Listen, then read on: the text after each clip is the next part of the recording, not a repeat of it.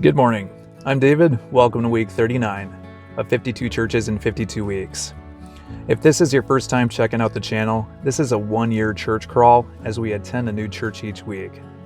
So if this sounds like it's down your alley, make sure to like and subscribe. Always appreciate the support. So for this week, this is a fascinating visit. And before I get into it, I just want to preface, with these church visits, I want to go in and give these churches a fair shake. I don't like to go in bashing. And I think in the beginning, like a part of me it was almost like a consumer approach. Like I want to be spiritually fed. But as I have progressed with this spiritual journey, I had two big influences I feel that have kind of fine-tuned, maybe refined how I do this. One has just been the positive impact, the Christ-like influence of the Latter-day Saints. Just really appreciate everything that I've seen from comments, from testimonies, everything. And also just a local pastor, he gave me this wristband, Colossians 3:17 it has on there, basically to represent Jesus well. So when I make these church visits, I hope that I'm representing Jesus well, and I'm blessing some of these churches now, as opposed to me being like, well, you bless me. So with this visit, with that in mind, I made a visit out to Mormon Road in Burlington, Wisconsin, to attend the Church of Jesus Christ of Latter-day Saints Strangite Church. So this is a very small remnant church of 100 people. From my understanding, it's the only one.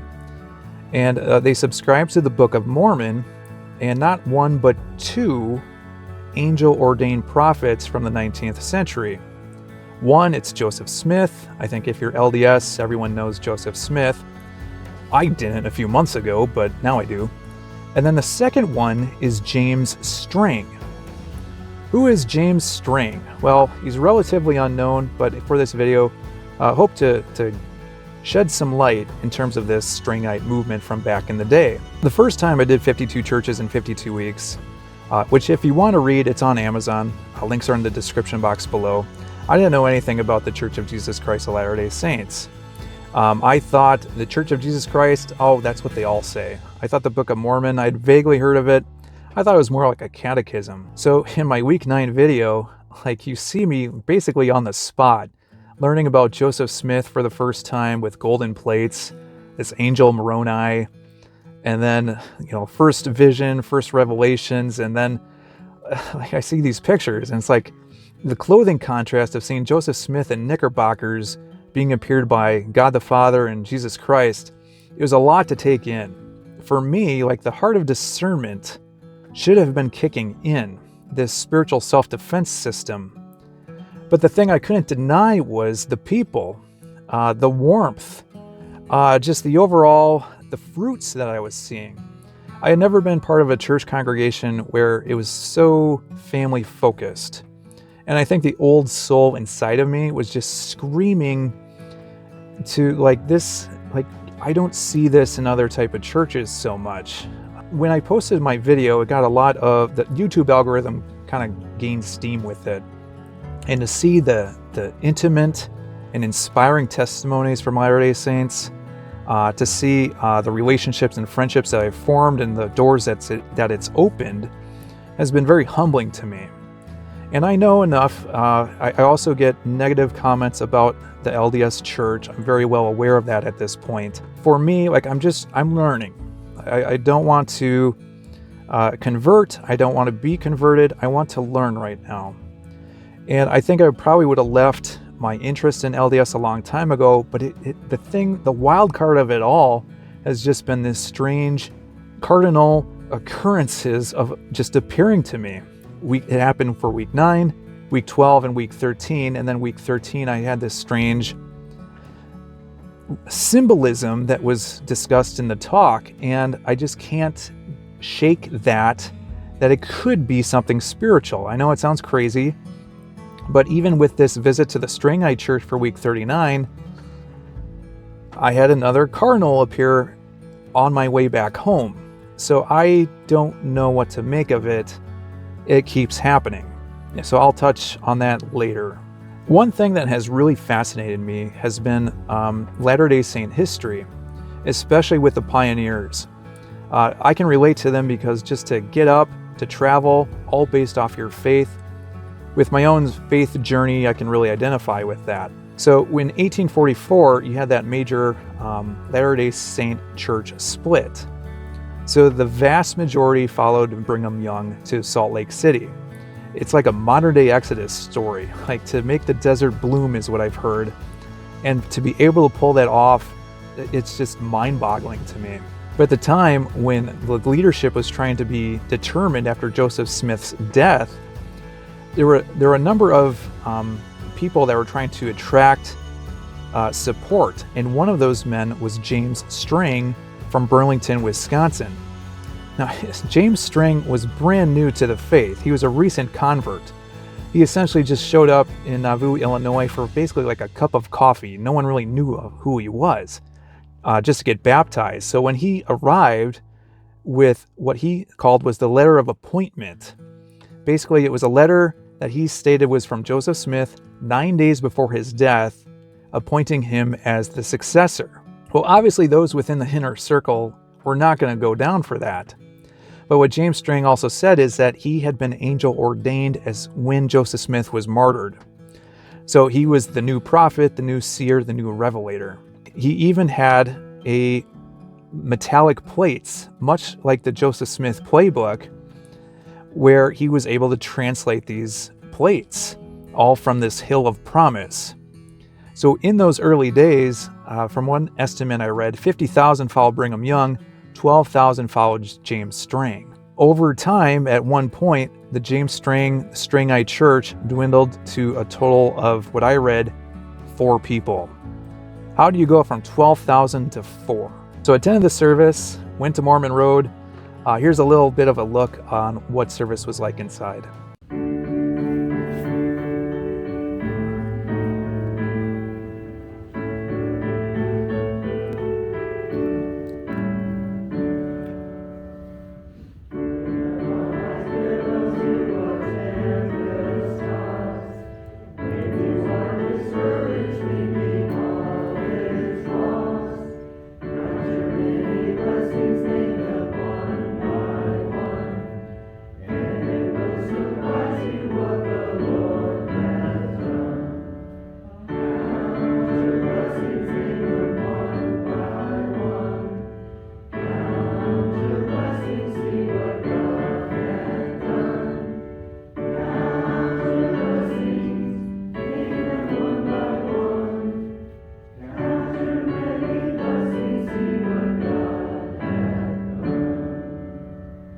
You'll get a kick out of this. I mentioned this in the past. When I make these church visits, I just never know what I'm going to walk out with. So week 9, my first LDS ward visit, the missionaries gave me 2 books of Mormon.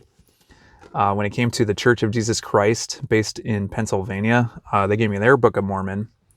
With the Strangite Church, it sounds like they don't have their own publishing company, so they don't mind using either or. But with this visit, I have never gotten this much literature before, but I'm borrowing all this to learn about the Strangite Church. And I'm going to have to give that back, but really appreciate that they gave me all that to kind of learn a little bit more about this. But with this visit, even on the website, I knew visitors were welcome. With these YouTube videos, I never know what the YouTube algorithm will do with my Latter-day Saint videos. So for this visit, and I don't typically do this, but I wanted to approach this a little bit differently and network to see if I would be invited. Because with this remnant church, it's about 100 people or less. I don't want to go in and have this YouTube video blow up. It probably won't, but if it did, I want to make sure that I'm treating this visit with respect. So I reached out to Stephen Pinecker with Mormon Book Reviews.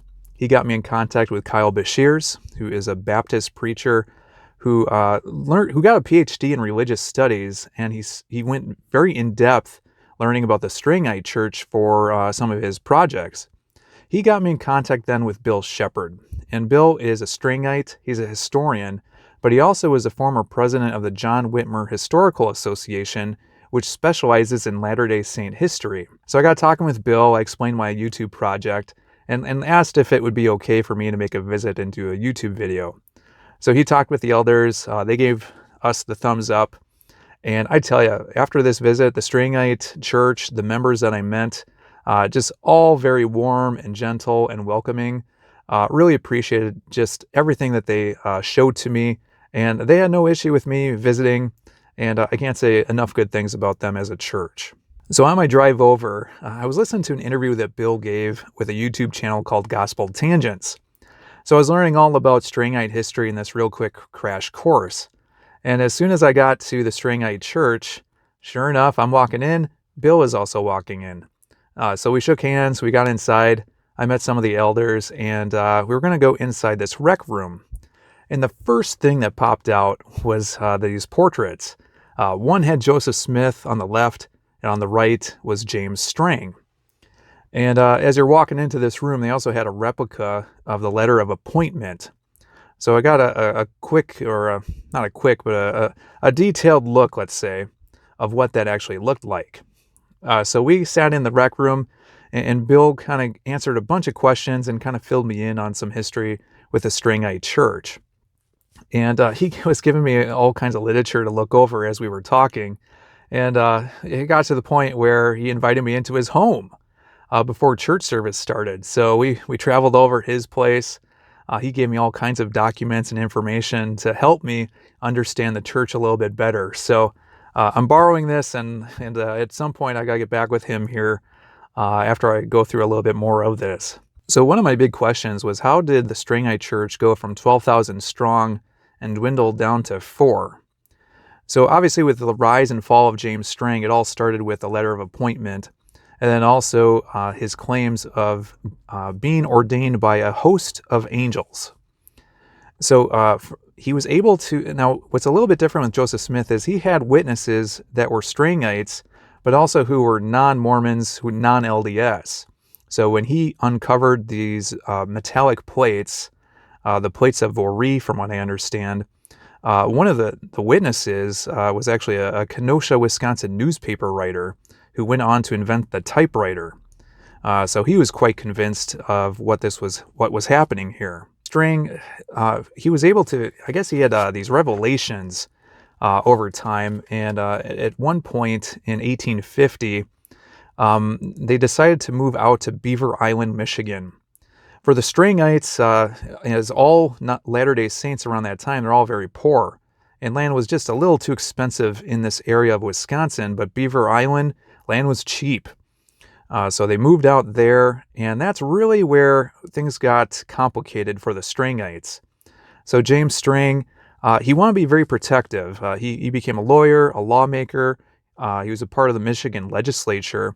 I think he really wanted to prevent the Strangites from what happened in Missouri when the Missouri governor had that execution order on all Mormons. So, but over time with Strang, I think there was 3 big things that really kind of caused the downfall of the church. Number 1, polygamy. So Strang, I guess he had this book of the law of the Lord. They were derived from other buried plates that he found. That I guess kind of dates back from what he translated, and the claim is from the Egyptian period with Moses. So polygamy was okay. He had 4 wives, and I think that probably ruffled a lot of feathers, especially those that were non-Strangites. The second thing is he claimed to be not this. One nickname I heard thrown around was he was the Mormon King of Beaver Island. To contrary to those beliefs, he believed himself to be this temporal king. So one of these revelations states that they saw that Moses was a king of Israel, then Jesus was a king. So if you are the prophet, you have to be the king of the church. So I think that also ruffled a lot of feathers to make that kind of claim with the terminology. And then I think the third big thing was just with the people that he was making enemies with, especially with the strict commandments that he had for Strangites. I understand there was a story of adultery, and the seducer who was found guilty got whipped and lashed. I don't know if it was in public or not, but that had to create a lot of resentment. And especially with the strict laws, I understand there was a lot of contention about alcohol as well. And if you weren't Strangite, if you weren't Mormon, a lot of people were probably mad about that. So one day, 1856, two dissenters ambushed him, shot him in the back on these docks, and pretty much left him to die.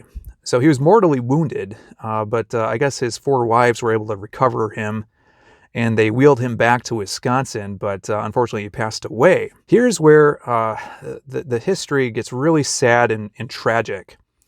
So with the non-LDS people around those islands and around Mackinac Island, they were sick of this. And with Strang out of the picture, they rounded up all the Strangites, stripped them of their property, and all boarded them up on these steamboats, and they would scatter them.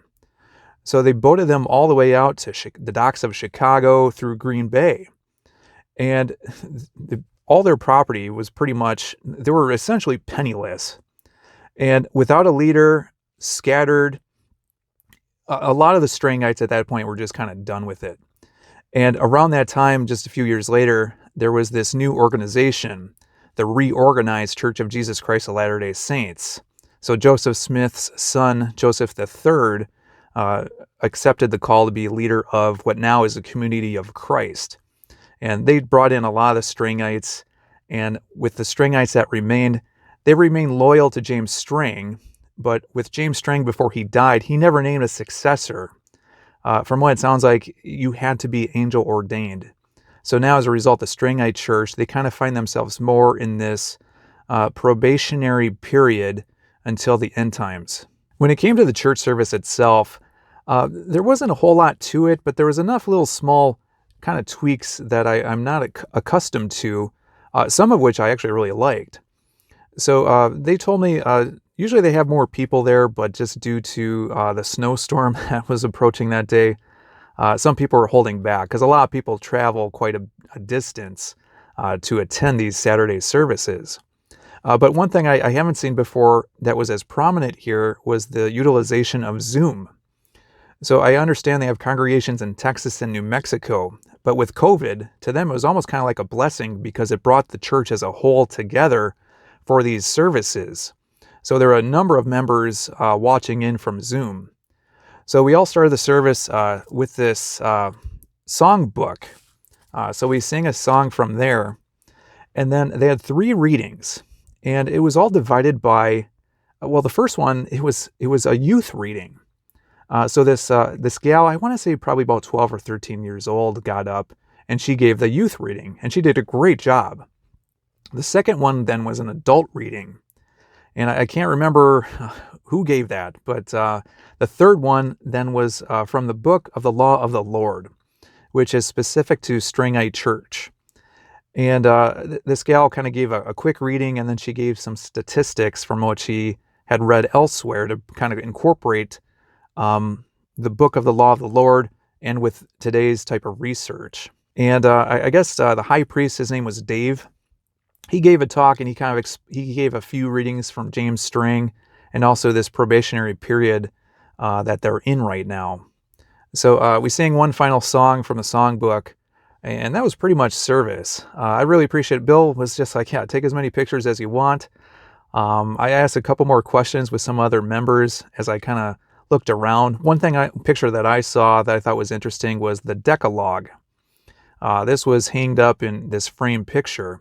And my understanding is it's kind of like the 10 Commandments, but there's more focus on love. So the first commandment to really obey that takes precedence is to love God. Second one is to love your neighbor. So I wasn't entirely clear exactly how that all worked compared to the normal 10 Commandments. All I understood from that was they recognize that most churches only recognize 9. They recognize all 10. After service, Bill, he invited me that I should come back for the summer, I guess, to their Hill of Promise. And afterwards, I took a quick peek out to see kind of the historic sites of the Strangite Church. Like, there was so much snow, I couldn't really go anywhere. Like, I couldn't even park for their old church from back in the day. But they invited me out for breakfast / lunch, and I got to talk more with Bill and his wife. and also some of the elders. Overall, just great gentlemen, great company. And, and I was looking at the John Whitmer journal that Bill had wrote within his entry. And one thing that I thought was that really opened my eyes quite a bit was he made this entry about his first visit to the John Whitmer conference in 1994, and there were rumors, he heard this, that it's like, ooh, there's a Strangite here today, because Strangites are so rare. And he was talking with another conference member by fate. I guess this gentleman was actually quite prominent. And eventually Bill let him know he was the Strangite. And, the reception, he wasn't sure what he was going to get. But the gentleman kind of turned to him, wide grin, shook his hand, and he's just like, welcome, brother. And I think kind of looking at that, even though to see that type of acceptance, even though we may have radical different beliefs, from that day in 1994 up until this day in 2023, for him to kind of turn that around and welcome me in to their church, I can't say enough good things about that type of reaction to me as a visitor. So I had another Cardinal appearance. I don't know what to make of this one. So when I was driving back home, I was going through this town called Franklin, Wisconsin. It's just outside Milwaukee. And just driving by, and I was listening to Saints Unscripted. It's a popular YouTube channel for LDS. David Snell does an amazing job kind of explaining Latter-day Saint history, and he did a brief series on the Strangite Church and James Strang. So I want to kind of hear his perspective on this movement from back in the day. And as I was listening to that, sure enough, even despite the snow, like this cardinal, this red streak just went across the sky in front of me again. And I was driving, I couldn't get any pictures or anything. But to see another cardinal in January, and it's freezing outside for this visit, not right now, but as I tape this, but so I screenshotted what I was listening to, and then I was driving by the Sacred Heart Seminary School for Catholic Priests. So at this cardinal visit, I don't know what to make of it. Maybe I need to become a Catholic priest or go on Saints Unscripted. I don't know. But that's my latest cardinal visit. As I record this, I just recently made my week 40 visit, and a lot of cardinals were at that visit. So in my next video, I'll touch base more on that. But if you're interested, don't know what to make of it. Maybe this is just the most entertaining midlife crisis story that you've ever heard. I don't know. That's going to wrap up week 39. Hope you enjoyed this week's visit to the Church of Jesus Christ of Latter-day Saints Strangite. For week 40, Ari made the visit to Beecher Bible and Rifle Church out in the middle of nowhere, Kansas. Like, think Wizard of Oz. And with this visit, this is a historic church, one of the first ones in Kansas that served during the Civil War era, that was a part of the Underground Railroad. And when I walked in, I had never walked into a service like this before, because I was greeted basically by the sight of two German shepherds. And at the conclusion of that church service, I walked outside and had more cardinal coincidences pop up. So I'll follow up on that in that video. But if you enjoy these videos, make sure to like and subscribe. But until next time, hope you have a good one.